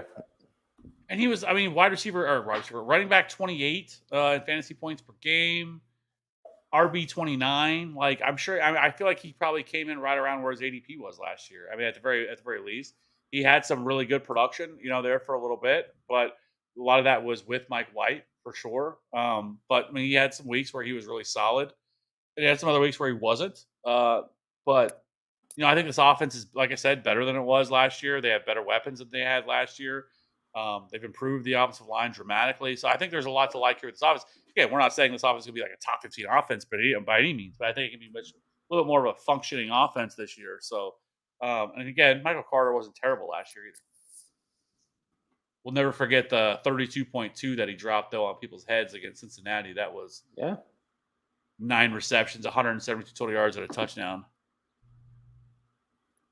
Put it out of your mind that happened to you last year, man. It doesn't matter. It doesn't. Yeah. All right. So we're getting out of here on this. So I'm assuming if I could trade DK for Mike Williams, I should go through with that. Yeah. Yes. If you can trade DK Metcalf for Mike Williams, yes, I'm doing that. I was paging to say I love DK Metcalf, but yeah, we're trading him for Mike Williams. I'm just not high on DK with these shitty quarterbacks they have. But I have Eckler and Herb. Should I still try and just take the bye weeks they have? Who cares about bye weeks? I don't love having that many players from one team because it makes you If they have a bad game, you're really going to be hurting that game or that week. But there's still great options. I don't know. I think at this point, though, you might be able to get more for DK Metcalf than Mike Williams, though. Or, yeah, package Eckler. I mean, see what you can really do. It's just suboptimal. That's all it is. It could be great. It could be really not great. Oh, yeah. I mean, if the Chargers offense is a top 2 or 3 scoring offense this year and absolutely goes off, I mean, it's very much why we stack in not just DFS, but also why we stack in, best ball. Because if you hit on that stack and that stack is the nuts and it goes off, I mean, it's going to win you a lot of weeks too. So, I mean, you may end up losing a week or two because of it, but I think you'll end up winning a lot more weeks with it as well. So I think you can go either way. Yeah, and it's just suboptimal, right? Last year, I drafted Mahomes, Kelsey, and Clyde Edwards-Helaire. It did not work for me. So, in a Superflex league, it was not great. I think diversifying has a lot of value, but that doesn't mean you shouldn't just take this trade. It just means that maybe your next move is something different. Yeah, I mean, I don't mind that at all. Like I said, I'm just not as high on DK Metcalf this year, but anyways. I'm not terribly high on Eckler. I mean, last year was a unicorn son of a bitch. That is Cody's love child. Things were going so great. I hope you lose every trivia night for the rest of your life. I had to find a way to never get invited on the show ever again. I found it. It took you that long. I thought the bad jokes would get it there. I thought the Lions slappiness would get there. Nope. The stupid fake name would get me there. All right. With that being said, we're almost at 2 hours. Very, very TFA-esque. Very Wednesday night live stream. This is how it goes. We answer every little question, every single one that comes through. Whether we like it or not, answered here. So, anyways, I will be back again tomorrow night. We are going to be our first look at the DFS lineups for week 1 through DraftKings. Me and Maddie will be discussing, quick hit, going through DraftKings the DraftKings pricing, kind of our initial thoughts, reaction to it. I'm excited. The DFS DJ Nation Pod is one of my favorite shows to do every week. So we'll be back in tomorrow night for that. Again, Nate, appreciate you coming on. Appreciate you dropping the knowledge all the way up until the end. It was going so well. And you had to upset Cody with the Austin Eckler slander. But, hey, it had to be said. All right? So with that being said, I appreciate everybody checking it out. If you haven't already, hit that like and subscribe button. We still have a lot more content. We have part 2 of the must draft round by round video coming out. That'll be out tomorrow. So you can consume that. The first 6 rounds was already dropped today, and then the last half of it will be coming out tomorrow. So anyways, with that being said, appreciate everybody checking it out. Again, hit that like, subscribe button. If you want to join our Discord, absolutely free. You can find that in almost every one of our videos. It's in the link in the description. Absolutely free. Jump in. We can talk. We talk football all the time. It's really getting more and more really kind of self-sustaining where everybody's sitting there talking. Everybody answers questions and everything else. So love to see that. Anyways, we are out. Have a good night, and I'll see you tomorrow. Bye. Bye.